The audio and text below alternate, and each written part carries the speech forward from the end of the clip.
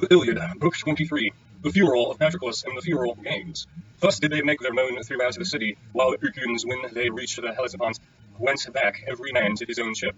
But Achilles would not let the Myrmidons go, and spoke to his brave comrades, saying, Myrmidons, vain horsemen, and my own trusted friends, met not yet. Forsooth, let us unyoke, but with a horse and chariot draw near to the body and mourn Patroclus, in due honour to the dead. When we have had full comfort of lamentation, we will unyoke our horses, and take supper, all of us here.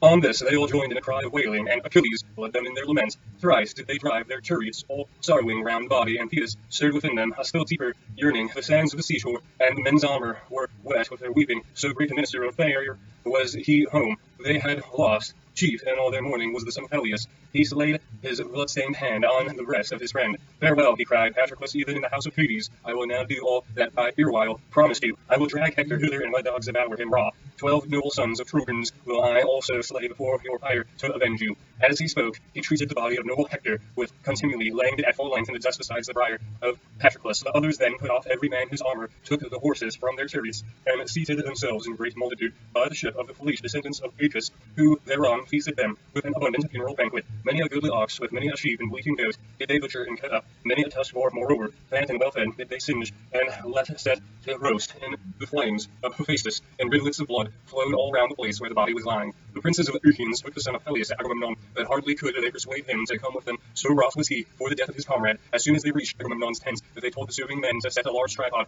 over the fire, in case they might persuade the son of Peleus to wash the clotted gore from his body. But he denied them sternly, and swore it with a solemn oath, saying, Nay, by King Zeus, first and mightiest of all gods, it is not meet that water should touch my body, till I have laid Patroclus on the flames, have built him a bier, and shaved my head. For so long as I live, no such second sorrow shall ever draw nigh me. Now therefore let us do all that this sad festival demands. But at break of day, King Agamemnon, bid your men bring wood, and provide all else, that the dead may duly take into the realm of darkness. The fire shall thus burn him out of our sight the sooner, and the people shall turn again to their own labours. Thus did he speak, and they did even as he had said. They made haste to prepare the meal. They ate, and every man had his full share, so that all were satisfied. As soon as they had had enough to eat and drink, the others went to their rest, each in his own tent. But the son of Peleus lay grieving among his Myrmidons by the shore of the sounding sea, in an open place, where the waves came surging in on one another after another. Here a very deep slumber took hold upon him, and eased the burden of his sorrows, for his limbs were weary with chasing Hector round windy Ilium. Presently the sad spirit of Patroclus drew near him, like what he had been in stature, voice in the lines of his beaming eyes, clad too,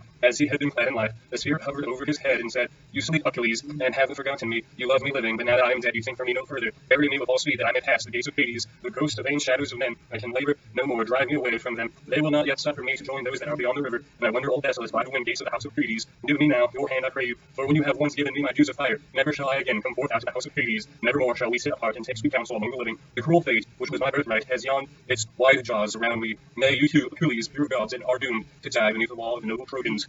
One prayer more will I make you, if you will grant it. Let not my bones be laid apart from yours, Achilles, but with them, even as we were brought up together in your own home. One time Meniochus brought me to you as a child from Proteus, because by a sad spite I had killed the son of Amphidamas, not of set purpose, but in childish quarrel over the dice.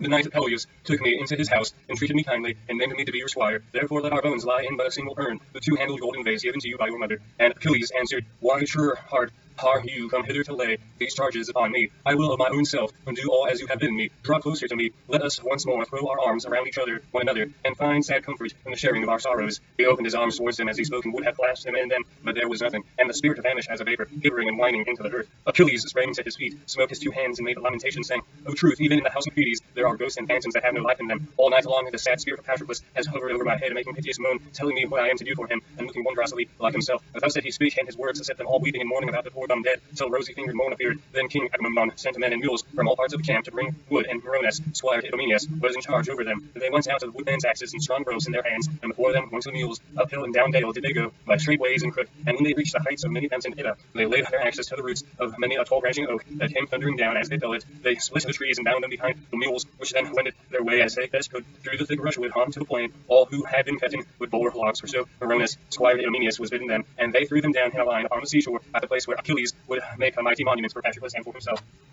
When they had thrown down their great logs of wood over the whole ground, they stayed all of them where they were. But Achilles ordered his brave Myrmidons to gird on their armour, and to yoke each man in his horses,